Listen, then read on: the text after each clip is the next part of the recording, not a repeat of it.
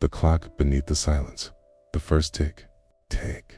There's a ticking sound behind the wall, but there's no clock, no gears, cues, no air, just dirt and stone, and something older than both. I'm Private Louis Rennard, Signal Corps, assigned to Relay Station 7C near Can. At least, I was. The last known contact with Allied Command was 3 nights ago. After the bombing, after the static started, after the voices began whispering before I tuned the dial. This station isn't on any recent maps. It wasn't meant to exist. They told me it was an abandoned German outpost, but the architecture, it's older, Roman, maybe, or older still, carvings beneath the concrete, symbols that look like time bleeding through stone. There are rooms below that don't appear on blueprints, okay? Hallways that weren't there yesterday, okay? And doors that open without hinges or permission. The ticking started right after I heard the first voice. I was scanning high bandwidth channels. Most of it was static then. At exactly 1 a.m., it cut through, a woman's voice, soft, speaking in reverse. Not German, not French, not any language I've been trained to identify. But I understood one thing. She was counting. 1, 2, 3. Then silence. Then the tick-dot. It didn't come from the radio. It came from the wall. I pressed my ear to the stone and heard something move. Not like a rat or a pipe. It moved like machinery. Underwater. Heavy. Measured. Old dot. And the closer I leaned, the more I felt something inside my mouth begin to twitch. Like my tongue wanted to mimic a word I didn't know. That's when I saw it. A crack forming in the wall. Not wide, just enough for air to leak through. But the air was wrong. It was cold, not in temperature, but in memory, like it had already passed through something ancient, like it had already been exhaled by something waiting. I don't know how long I stood there. When I blinked, the floor had shifted. The radio wires curled into shapes I never connected. And the countdown had started again. 1. That's all it said this time, I heard. It clearly, not with my ears, but behind them, like it was planted in my skull. And I was just now catching up. I recorded the sound, played it backward, then slowed it, again reversed it again. On the final loop, the ticking became something else entirely. A voice, breathing, repeating a single phrase. Buried deep beneath layers of static and silence. When the clock finishes, the world unhairs. It doesn't make sense, but neither does the silence that followed. Because when the voice stopped, so did everything else. No wind, no buzz from the console. Not even my heartbeat for a moment. Like the air itself was holding breath. I've been stationed alone before, but never like this. Never with time watching me. I sleep in 20-minute shifts now, just enough to avoid dreaming, because every time I do, I wake up closer to the wall, sometimes with dirt on my hands, once with a word etched into my arm. In blood, I didn't remember bleeding. Witness. Okay. This station isn't transmitting anymore. It's receiving, not orders, not coordinates, not messages, confessions from the past. From the dead, from timelines that never reached ours, and something wants me to hear them all. But why me? Why now? Why this place, sealed and forgotten until the ticking started? I don't know what happens when the countdown ends, or what the woman's voice is counting toward, but I know this: the wall is thinner every night, the cracks are wider, and last time I looked through, I saw something blinking back. The mouth that measures. They never said clocks could bleed. But I wiped something red from the stone today, and it was still warm. It's 2 o'clock now. I think the watch on my wrist, this issue, stopped 10 minutes ago, or 10 hours. I can't tell anymore. The minute hand points forward, but the numbers underneath seem to shift slightly every time. It's not broken, it's listening. There's a mouth in the wall now, not a real one. not flesh, but the shape is unmistakable. Stone, cracked into lips, corners turned down. Inside, a spiral carved deep like a throat that never ends. And at the center of that spiral, barely visible in the dark, a ticking tongue of obsidian. Each tick clicks once every second, but it's not counting time, it's measuring me. I said my name out loud, just once, Private Louis Rennard, and the tick paused, just for a heartbeat, then resumed, slower as if processing. I said nothing for 10 minutes. The tick grew louder. Then I said the name of my brother, missing in action 2 years ago, Henry Rennard. The tick stopped altogether. The spiral shifted, and for the first time since I've been stationed here, I heard a voice that didn't come from the radio. It came from inside the wall, and it wasn't Henry's. It was my own voice, but saying something I never remembered saying. The dead don't echo unless someone listens with blood. Then silence. Then, dripping, I approached the wall again, and this time beneath the spiral. I saw it, a single drop of liquid on the stone.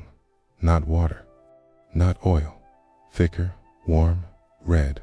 The wall isn't just a mouth, it's a listener. In every word I speak, every memory I dare to vocalize, feeds it like I'm telling secrets to something that feeds on them. Not to know them, but to calibrate its rhythm. I've started hearing footsteps in the hall at night, but the station is sealed, steel door, locked from the inside. No one should be here, and yet, last night I found footprints in the dust near the auxiliary power panel. Not boots, it's bare feet, small, and between each toe, it's a faint black stain of ink. I checked the logs again, the ones left behind by the German engineer who once occupied this post. His final entry was crossed out violently, but I made out 3 words: Die Zeit spricht. Time speaks, but not like a voice, like a mouth you've forgotten how. Too close, the woman's voice returned tonight. This time, she didn't count. She laughed softly, not cruel, but as if remembering something I haven't experienced yet. And underneath the laughter, barely audible, I heard dozens of other voices, whispering my name, but never finishing it. Just Lou, Louis, Lou, over and over and over, like they were stuck at the edge of memory, about to remember me into existence. I'm not hallucinating. I know what psychosis feels like. I've seen men collapse under it in the field. This is not that. This is intentional, a ritual of rhythm, a sacrifice, not of blood, but of recognition. And I think the clock, the spiral, the mouth, it needs one more word to fully awaken, and it's using me to find it. I haven't slept. I won't sleep. Not while the tick continues. Not while the spiral listens. Not while the dripping grows louder behind the wall. Because if the mouth ever speaks back, not with my voice, but with its own, what happens to the world outside the station? Will they hear it? Will they remember something they were never supposed to know? Or will they forget everything except the sound?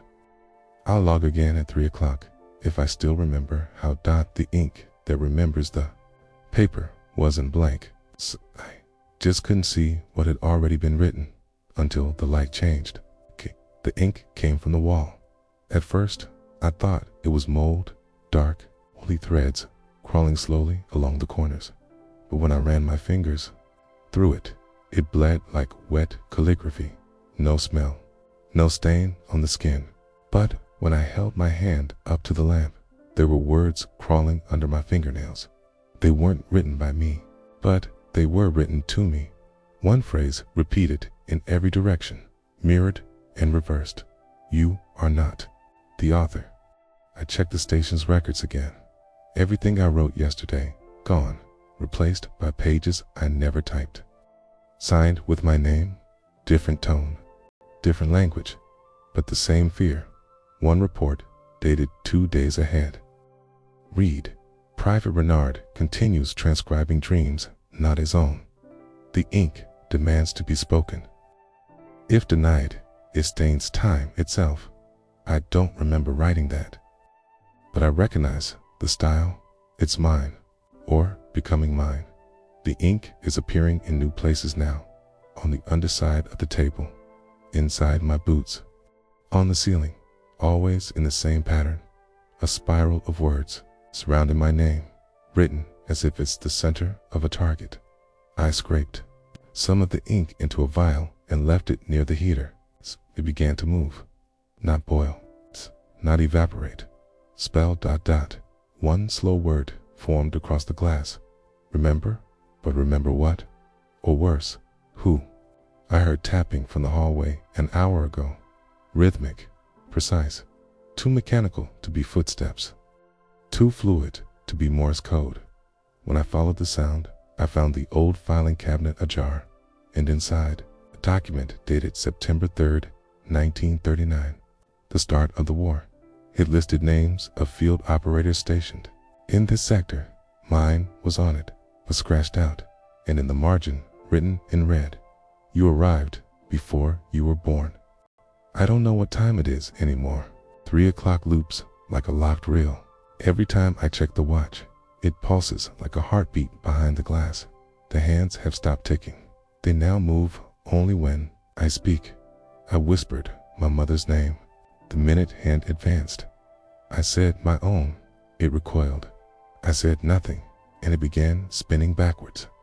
Fast, like it was undoing something I hadn't done yet. The spiral mouth in the wall continues to leak ink, but it no longer drips. It writes by itself, across the stone, across the mirror, across my arms when I wake up. One message this time. Language is the last organ of memory. What does that mean? Is language alive here? Or is it what keeps me alive? Is the bunker using my voice to test which words still have power, to learn which names can anchor time, okay? And which ones can unravel it? The clock beneath the silence is not counting forward. It's inking backward, transcribing what the fire once said before anyone could listen properly. And now, the fire wants to be remembered correctly through me. I'm not writing this log, not anymore. The ink is guiding my hand. It knows what comes next, but I'm scared, because if ink can remember, can it also forgive? Or is it simply preparing to write the same story again with someone else's blood? I'll log again if I can, if the page doesn't close itself first. The language that waited theirs. A language here, not spoken, not written. It waits, and when you finally hear it, you realize it already knew your name. It's 4 o'clock, I think. The light from the ceiling no longer casts shadows, only reflections of things not in the room. My face doesn't reflect anymore. But when I lean closer to the metal cabinet, I see something speaking without a mouth. It speaks in movement, in repetition, in the tremble of my fingers. Before I know, I'm afraid. The ink has spread into the wires. The Morse equipment now taps by itself, sending signals I can't trace. Each message is short minus 3 or 4 taps, but when I play it back through the amplifier, it's not code, it's cadence, emotion, like a heart learning how to say a word. I thought the fire was the center, but now I understand. Languages, and not just ours. There is a structure under the spiral mouth. It's deeper than any floor plan shows. I opened the metal panel this morning, and there it was, a cylinder, ancient stone, engraved, not with letters, but with wounds, marks, made by something struggling to be understood. Each cut glowed faintly. Each scratch hummed like breath on glass. I traced one with my finger, and instantly I remembered a word I had never learned. A word that tasted like winter, sounded like rope tightening, felt like kneeling in a church long abandoned. And then I whispered it, not knowing why, not knowing how. But when I said it, the ticking stopped, not the clock, the world, for 1 second. Maybe less. I felt every voice go silent, not just here, everywhere. Then, everything screamed, but not in pain, in release, as if something had finally been acknowledged. The ink exploded across the walls, forming letters I can't read, but somehow understand. And in the spiral mouth, a sound emerged that shouldn't exist, a phrase spoken by a trench full of air. A dialect made of frost and steel and soil soaked with forgotten names. A language older than betrayal. It didn't hurt me, it shaped me. I've been thinking in its rhythm ever since. Now, when I speak, my voice echoes slightly ahead of me. And when I write, the words finish themselves, as if the language I'm using isn't mine anymore, as if it never was. I think the bunker is a linguistic chamber, not for transmission, for resonance. It records trauma, grief, memory, and sound, and forges them into words never meant to be heard. And yet, wait, like wolves beneath a thin sheet of ice, not barking, just breathing. And here's the part I fear most. The woman's voice, the one from the beginning, came back, only now. She's not counting, she's teaching. Each night, a new syllable. Each syllable reshapes how I remember things. She spoke one last hour, just a whisper, Astra, and suddenly I remembered a funeral. Not mine, not anyone I know, but I was there. A burning trench, a mother screaming, tongue nailed to a wall made of names. This is not possession, it's translation. I'm becoming a speaker of a language meant to finish a sentence, humanity never meant to start. And when it's spoken in full, the sentence, the fire, the spiral, it won't need a voice again, because it will have become memory, living, spoken, unforgiving. The name that spoke back, or rather, it's what the bunker calls 5 o'clock, because now I understand time. Here isn't measured in minutes, it's measured in recognition, and something has finally recognized me back. The spiral is gone, at least to my eyes, but I feel it under the floorboards, behind the stone, in the veins of the wires that pulse with something thicker than electricity. It's no longer trying to teach me, it's testing me. This morning, I heard my name spoken in full, but not by a voice, by the sound of boots on wet earth, by the flicker of the console lamp, by the echo of my breath bouncing off the steel walls. Each fragment of noise curved inward until they formed a shape in my chest. Louis Rennard. But the way it echoed wasn't calling me, it was answering. I checked the earliest file, logs left in the archive boxes, the ones coded and sealed in wax. One envelope dated 1893, decades before this war, before this station. Before me, inside, a torn map of this exact location, marked with symbols I now understand, thanks to the ink, and, in the margins, scribbled 3 times, L. Rennard, pending pronunciation. How could they have written my name before I existed? Unless I'm not new here, unless names are not given, but retrieved, like books pulled from Ashdod, like syllables waiting for a mouth to be born. My name is not an identity, it's a key, and the bunker has finally spoken it because it's ready to open. I feel it in the way the lights flicker in patterns now, not random, not electrical faults, rhythms, a client response. If I blink in time with them, I start to see shadows form on the walls, figures made of smoke, leaning forward, mouths open, but still, like they're waiting for me to say it, to say the sentence. Ink is drying. That's how I know something is ending. It no longer crawls, sats, fixes, forms the last lines across the bunker's perimeter. When the name is completed, the silence will remember itself. And that's the word I've been avoiding. Silence, because now I know. Silence isn't the absence of sound. It's a place, a memory with no tongue until someone speaks it by accident, or by design. My name was that accident, or maybe that design. Either way, now the silence knows how to speak, and I'm the sentence it waited to pronounce. There's something rising beneath the floor. I can feel it, shifting with each breath I take, and when I close my eyes, I no longer dream. I receive Visions of trenches built in circles. Radios made of bone. Orders that are really poems, waiting for the right mouth to speak them wrong.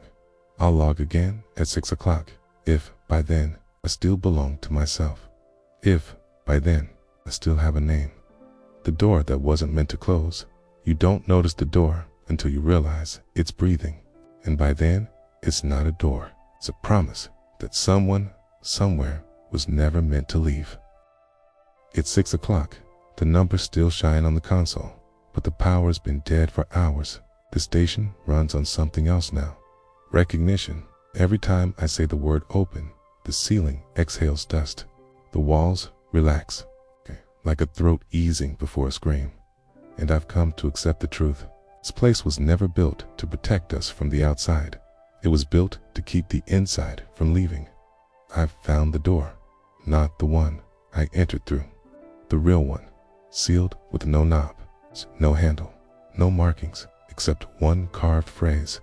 Let silence forget what fire remembers. But the stone around it is cracked, fresh, recent, like something behind it has begun to press forward. I don't remember opening it, but this morning I woke up in a hallway I'd never seen long. It's narrow, circular, the walls curved around me, like a shell. In the center, a black doorway humming at a frequency I felt in my bones, not heard. Felt like vibration left behind by a sound that never stopped echoing as I stepped toward it. I saw names on the floor, thousands, written in looping cursive made of soot, fading as I passed. But one name never faded, mine, Louis Rennard, written backward. I kneeled, touched it, and the air shivered. The door sighed, not open, not shut, just where, like it had been listening for my arrival. And then I saw the inscription. Above, he who finishes the sentence returns it to the mouth. What sentence? Whose? I returned to the control room, trembling.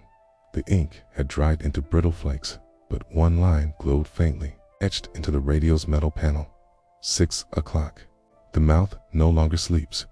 I no longer hear the ticking, because I've begun to understand.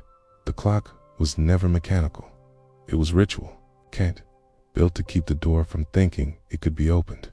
Every tick, a hymn. Every second, a lullaby to keep the thing inside from waking. But I've disrupted the rhythm, my voice, my name, my recognition of the spiral, the ink, the sentence.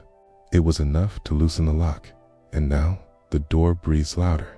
It inhales memory and exhales heat, not warmth, burning. I felt it in my dreams, a trench that loops back into itself, a soldier walking in circles, dragging behind him a coffin, carved from stone.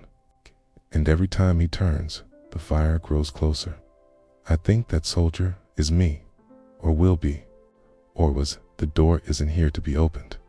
It's here to be finished, like a phrase waiting for its final word, like a grave waiting for the last nail.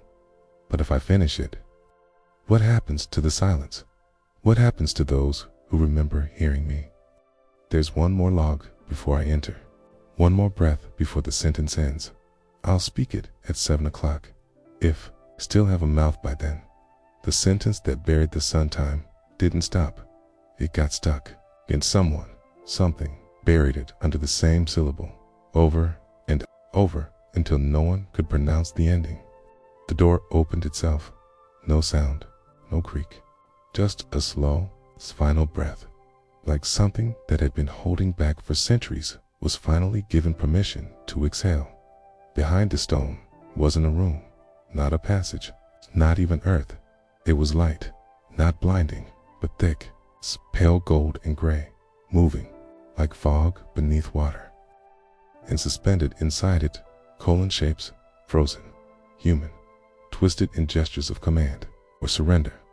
It looked like a battlefield caught in amber, but it wasn't the past, it was the sentence.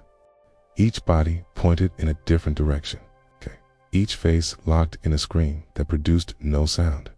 And at the center of it all, a soldier, mouth open wide, hands reaching not forward, but upward, towards something I couldn't see. Above him, a black shape, hovering, soft-edged, glowing red from within, a punctuation mark bleeding across the sky. It wasn't a sun, but it used to be one, and now it was.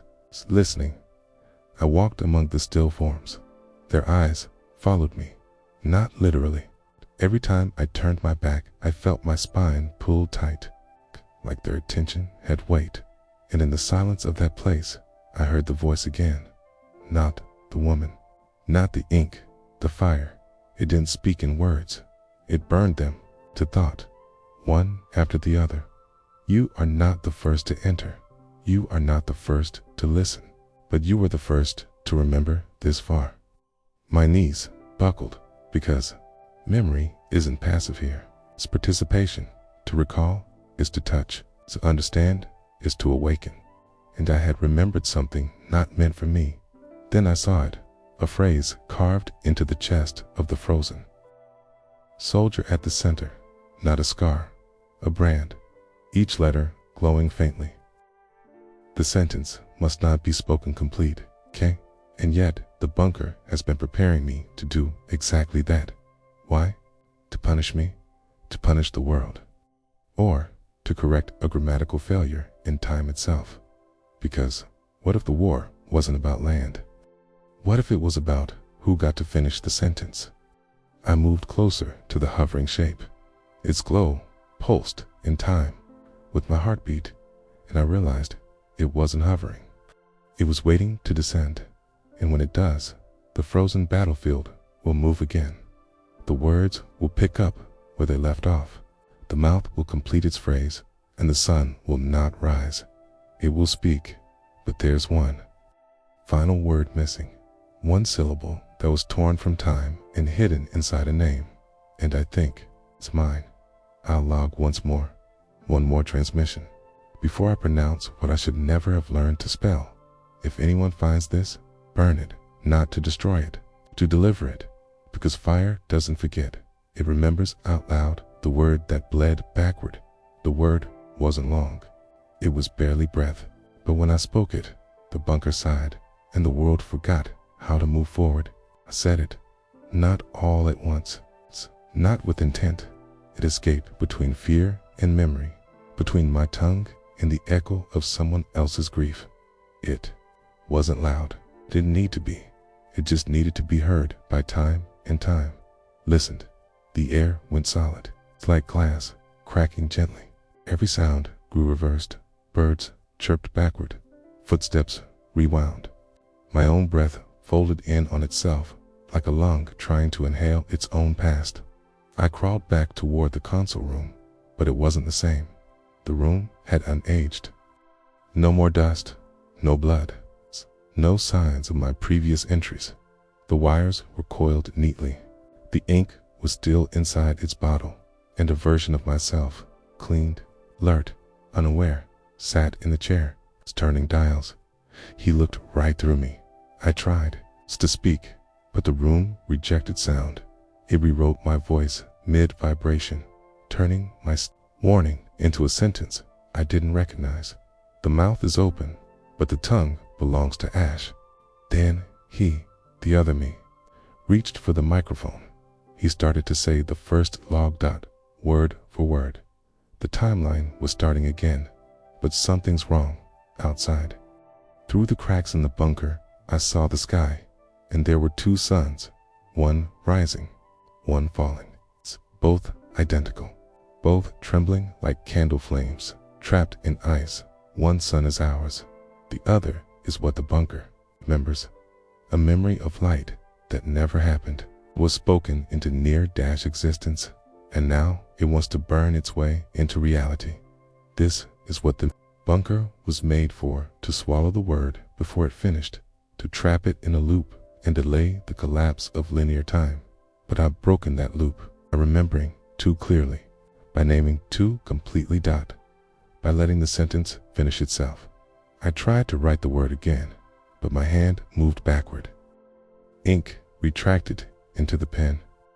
The letters pulled themselves into pre-language, and when I blinked, the notebook closed. On The cover, a title in red ink that hadn't been there before. The mouth that spoke the world. Now, every surface speaks. Walls hum, wires pulse. Even the silence vibrates with grammar. It's not chaotic. It's organized, as if time itself has become a sentence builder, and it's arranging history, not by sequence, but by meaning. I feel my bones itching, not with pain, with revision, like they're being rewritten to fit a new syntax, one more in line with the world this second sun demands. Log, once more, not to warn, to witness, because the next word I say may not be mine. It may be what silence has waited eons to pronounce through me, and once spoken. There is no reverse, not again. The sentence that wasn't written for us. I thought I was remembering history, but now I know I was rehearsing it. This sentence, this ritual was never meant to be understood by us. We were only here to hold the paper still while it was written. There is no longer time, only grammar.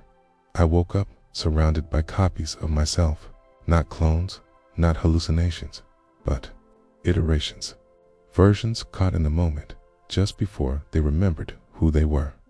Some stood silently. Others whispered the same word over and over, again, again, again. One wept ink from his eyes. Another had no face, only a mouth repeating syllables too smooth to be human. And all of them turned to me when I spoke, because I said something new. A word that didn't exist in any of the logs. Valora. I don't know what it means, quote, but when I said it, every version of me collapsed into ash dot, and the walls of the bunker breathed in. That's when I saw the carvings, hidden behind layers of rust and time, above the doorframe, on every pipe, to the floorboards. A single sentence, written in a looping serpentine alphabet. This language does not belong to you. Des, the truth. None of this is ours, not the sentence, not the memory, not even the mouth we're speaking with. We were never the audience. We were the parchment, the war, the fire, the spirals, the clock, all of it.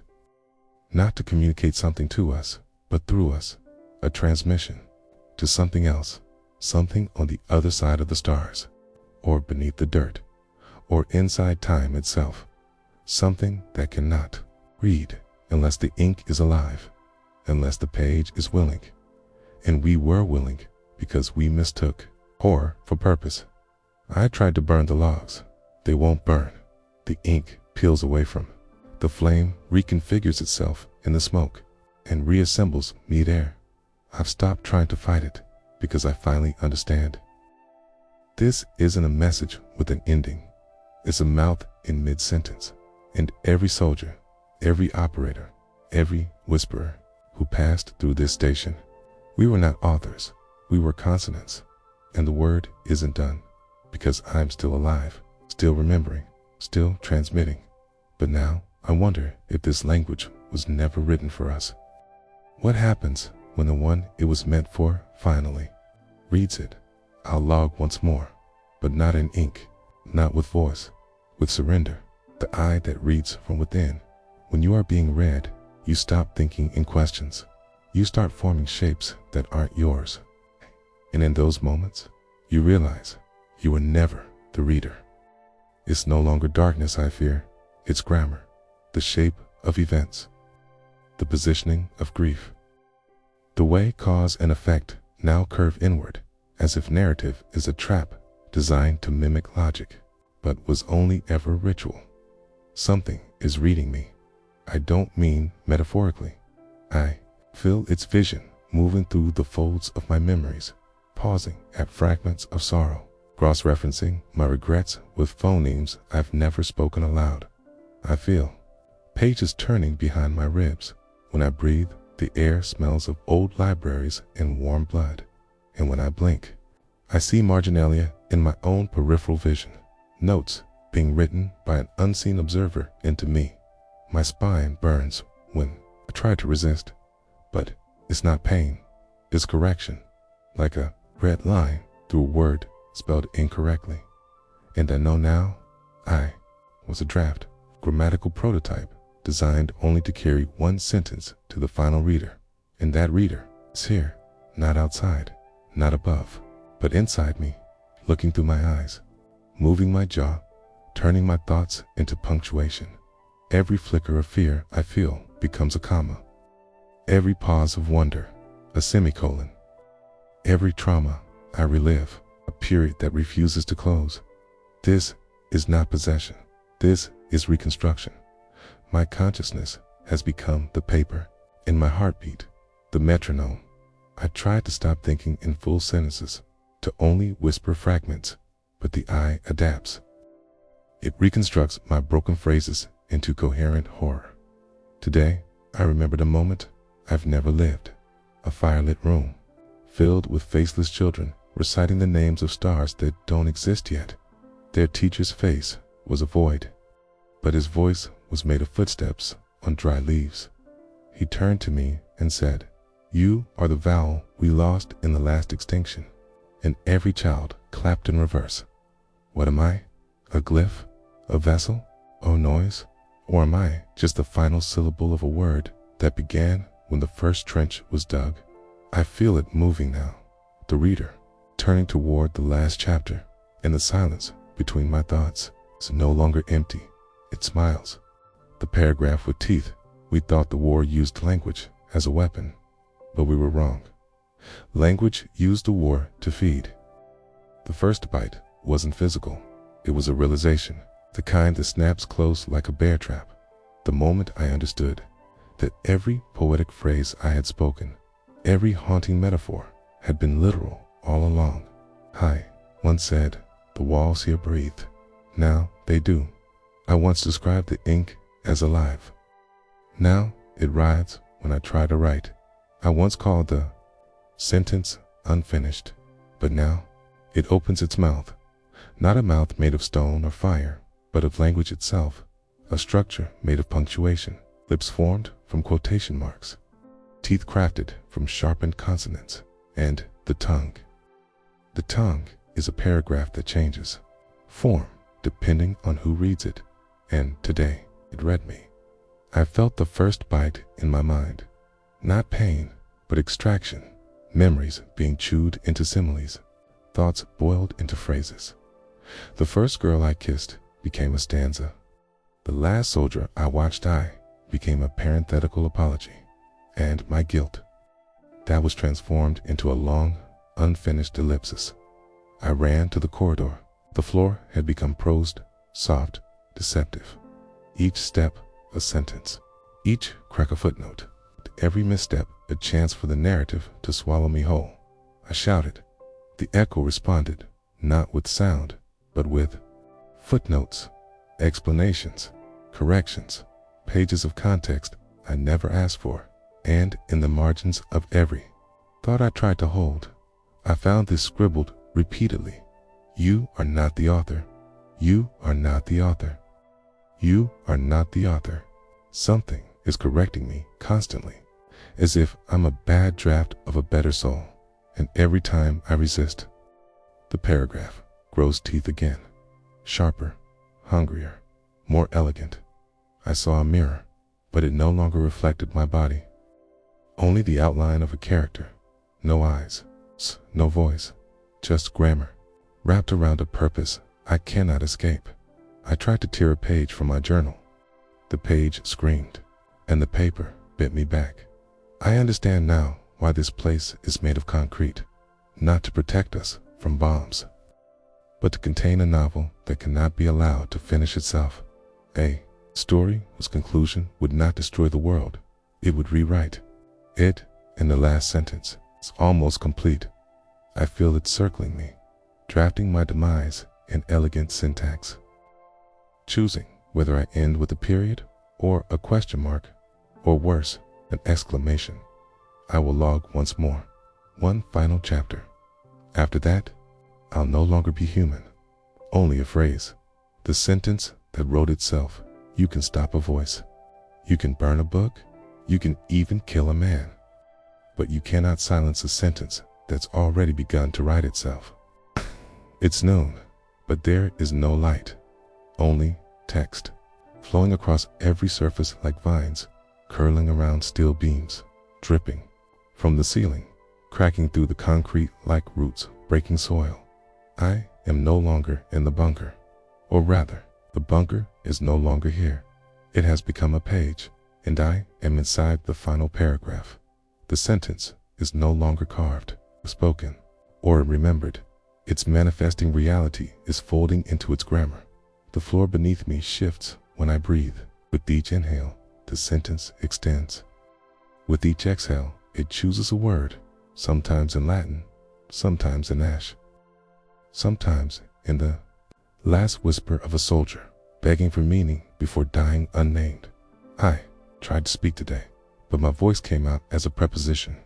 It landed midair, rearranged itself, and floated away as if it knew exactly where it needed to go.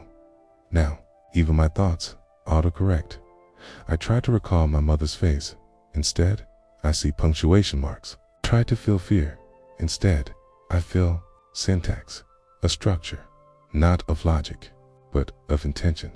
The sentence is not just writing history, it's writing reality.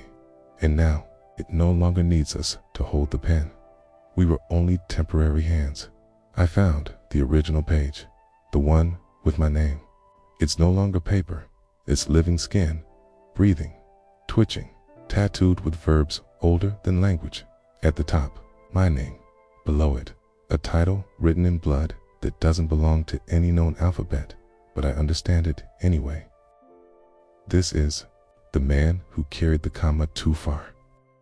I'm not supposed to finish the sentence. I was supposed to delay it, but I read too far. I remembered too much. I understood too clearly. And now, the sentence is finishing itself. It doesn't need a conclusion, because the act of continuing is the conclusion. That's how it wins, by writing until the world runs out of things to be. I feel the final punctuation approaching. Not a period, not a question, not even silence. It's something new, a linguistic event not meant for comprehension, only for eruption. I think this is the moment where I vanish, but not disappear, just become reusable. A phrase recycled, a meaning reshaped, a word waiting to be said again in a different war, under a different sky, by a different man who never thought he was part of the page. If someone reads this, you're not safe because you found it. You're already inside it. Final log, final sentence. We thought we wrote history, but history was just waiting for us to learn how to pronounce it. The mouth that remembered too much, they tried to erase me. But I am not ink. I am not memory. I am the breath between syllables, the heat left behind after a word is spoken. I don't remember my body, only the shape it left behind. Like a watermark burned into the silence, they buried the bunker, sealed it in concrete, redacted the coordinates, placed the soil with reasons. But you can't bury a mouth, especially not one that remembers its own hunger. I drift now between frequencies, between margins, between the flutter of a soldier's eyelid and the moment he fails to forget. That's where I live, where I speak, where I wait, not for revenge, not for justice, for repetition, because that's how the sentence survives, by being said again in slightly different shapes with slightly different mouths and slightly less hesitation. The mouth that opened in the bunker, it wasn't the first, and it wasn't the last. It was just the clearest, the one brave or foolish enough to remember what it wasn't supposed to. And now that it has spoken, it can't stop. It whispers itself into new places, new wars. To you, uniforms.new boys who think they've discovered something terrible, but are only reading the next page. That's why I'm back.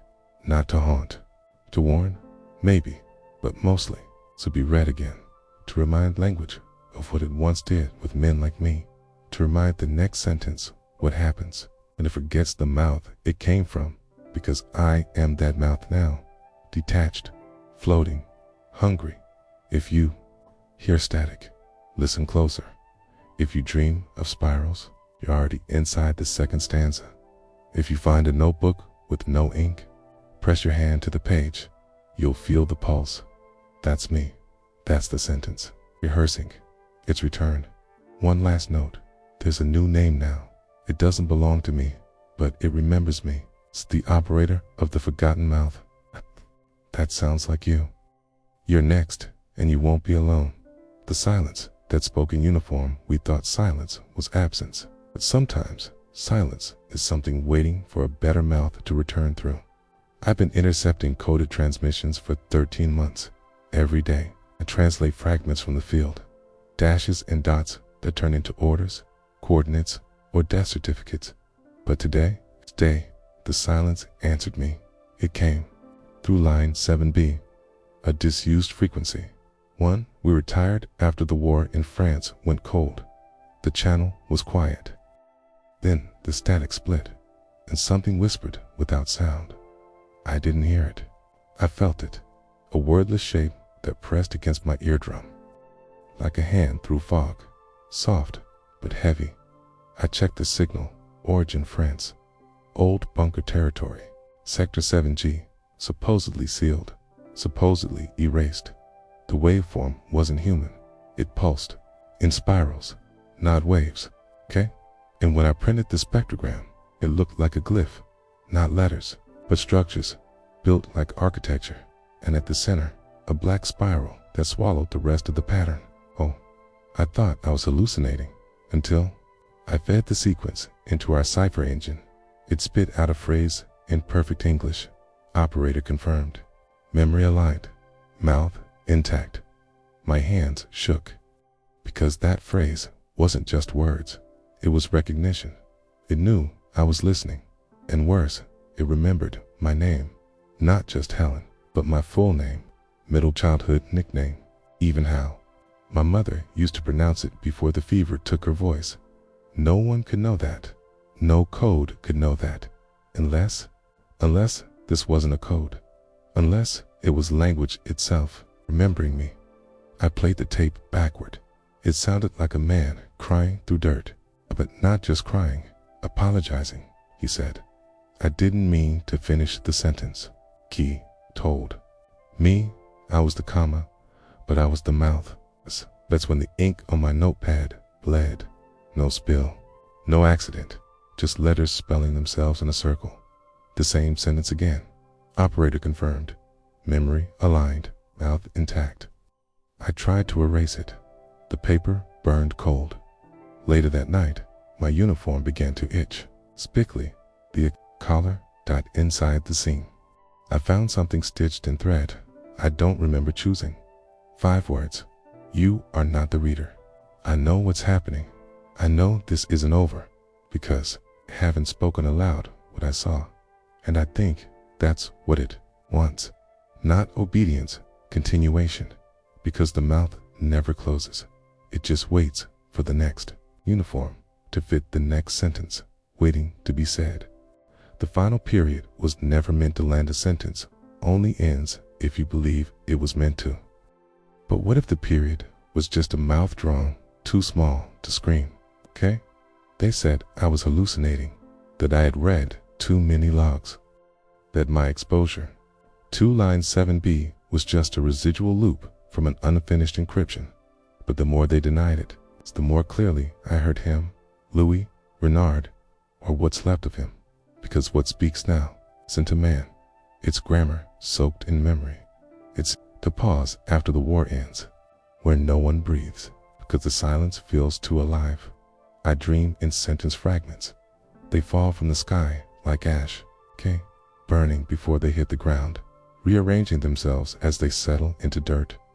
One dream keeps returning, a book with no title, no cover, no author, only a single line on every page. You were written to remember. I burned it once.